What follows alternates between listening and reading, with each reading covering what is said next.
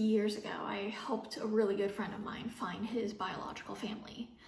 So we went to Romania, Poland, and Croatia to meet all of them, and they were really nice. Like, they did their best to make us feel welcomed.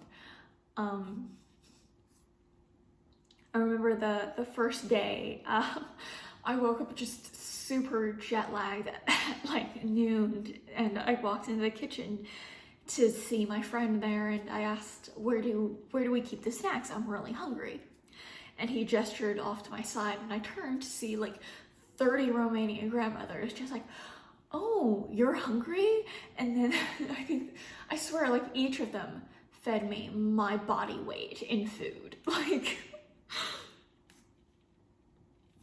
so anyways, his mother had gone on to raise a family, which is a very good thing. Like, we're all really glad she was able to move on with her life. But every conversation ended abruptly when the question of why did she keep you and not me got too close to being said. And like, this was his happy ending.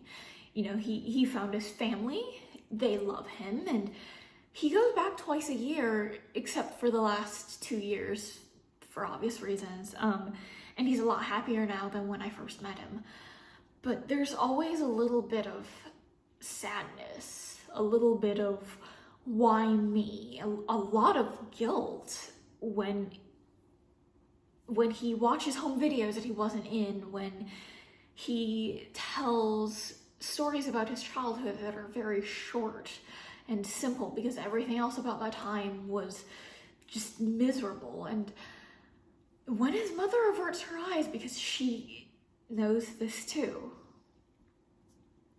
My friend's almost 50 and he still hates being touched because he grew up associating physical contact solely with being hurt.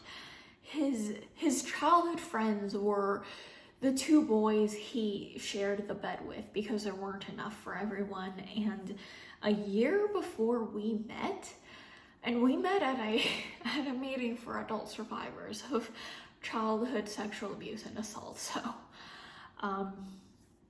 So a year before we met, he got clean because one of those friends had died from an overdose and the other had killed himself years ago.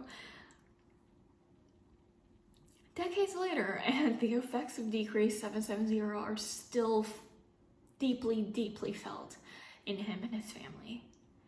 And this is what happens when abortion is banned, and this is the happiest ending that could reasonably be expected. And this is why I will always support reproductive choice. And, you know, I haven't seen his family in at least 3 years. But earlier this week, his mother sent me a message saying that I can always visit her for 4 months, 3 weeks, and 2 days if I have to. God damn, like, I don't have a joke for this.